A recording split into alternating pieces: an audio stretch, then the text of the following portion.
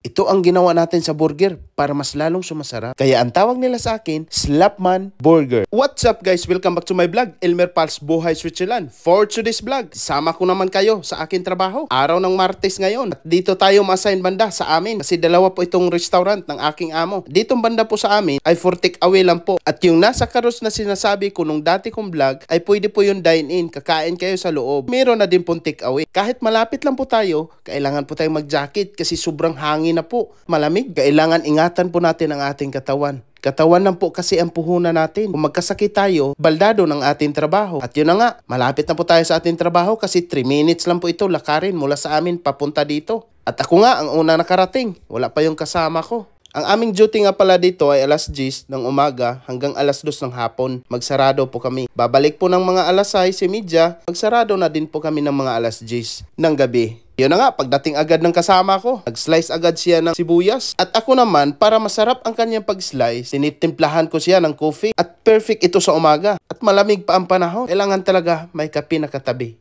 Baguhan pa kasi ito, pumasok sa trabaho namin at tuwang-tuwa siya na tinitimplahan ko. Ang ganda ng ating luto kasi may tagapalakpak sa likod natin, no? Pero murag giuto tani ba?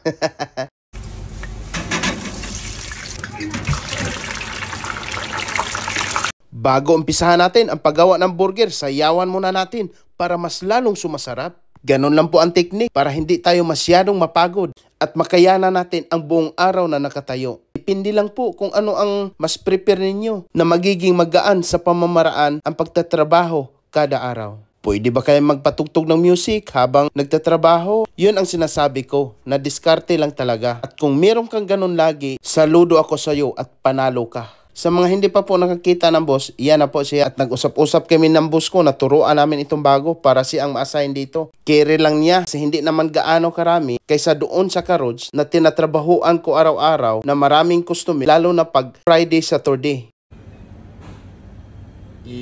Abo ka?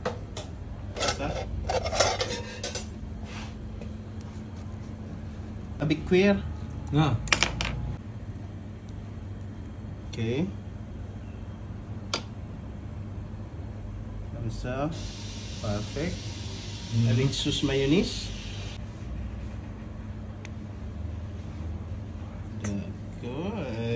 Onion rings. Sauce only.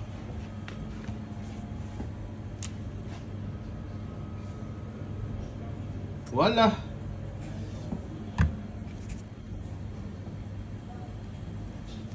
At kung nakita nyo po, not bad naman ang ginawa niyang burger. Pasado na to. Pwede na to ibabad next week. Maya-maya, medyo dumami na ang order at tayo nang umarangkada. At alam nyo po ba, ishare ko lang, 14 na burger po na klase ang aming ginagawa. Ito lang ang ginawa ko ngayon ay isang klase lang to. Ito ay tinatawag na Big Mix.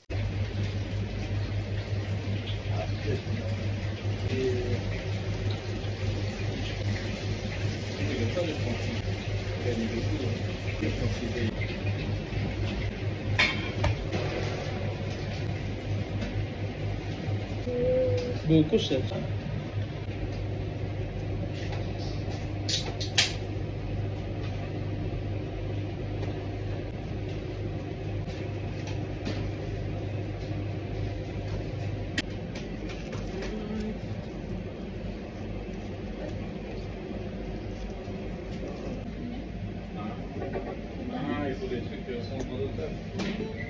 I will put ultimately Merci. don't have the rights.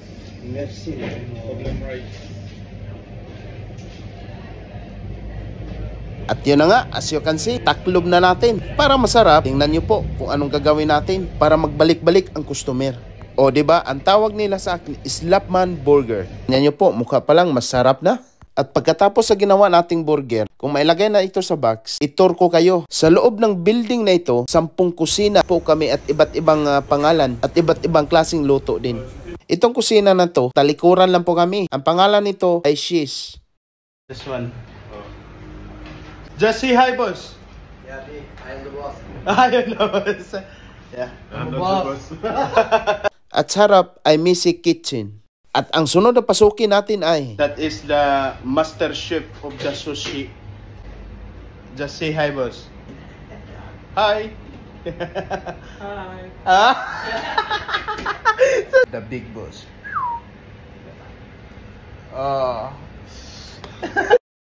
Presko ang kabila naman, ito ay pizzahan. Napagagaling itong tao na gumawa ng pizza. Siyempre, basta't mga Italiano. Kasi ang pizza, nagmula po talaga sa Italy. Yun ang origin. Kaya, panoorin nyo po ng maigi. Hindi na po ako dito magdadaldal.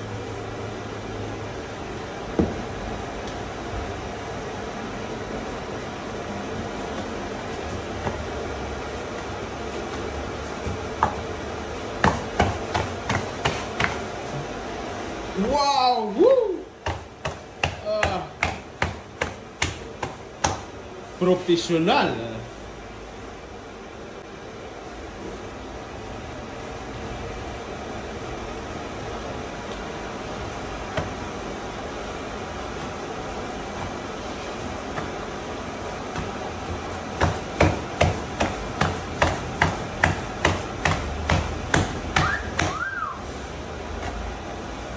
Perfect.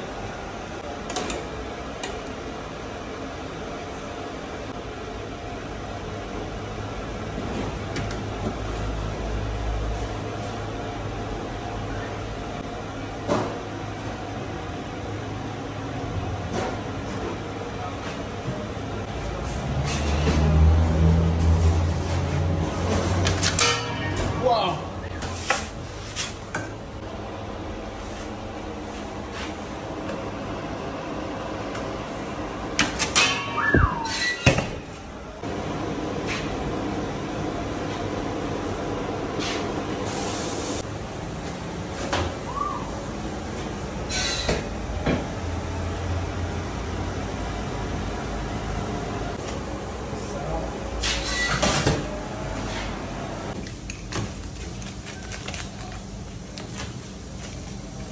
Itong pizza na to, tasted na. At natikman ko na din. Talagang masarap at malambot ang kanyang dough. Hindi katulad ng ibang pizza na kung kakainin mo ay makunat. Kaya sa akin, aprobado to. Sa madaling salita, 2 PM na at tayo na ay maglinis. Kasama ko, siya ang naghugas ng plato. Ako naman ay nagwalis ng sahig para mamayang gabi, pagbalik namin sa trabaho, talagang napakaswabe at malinis. Ano naman talaga sa restaurant ang ginagawa natin everyday. Kailangan, bago tayo alis, ay lahat malinis na po. At yun na nga, at nakalabas na tayo. Naglakad na, papunta pa uwi ng bahay. Sa restaurant ang tinatrabahoan mo dito, kada araw may relax po na 4 na oras. Habang naglalakad ako at iniisip ko na kung ano kaya ang lulutuin natin ngayon. Kung makita niyo po, doon sa may bandang dulo sa amin na po yun. Kaya, di ba, malapit lang. So guys, maraming salamat po sa inyo lahat sa pagsama kay Elmer Pals Buhay Switzerland. At sa mga followers and viewers ko, maraming salamat po sa inyo lahat. Hanggat sa muli, and God bless everyone.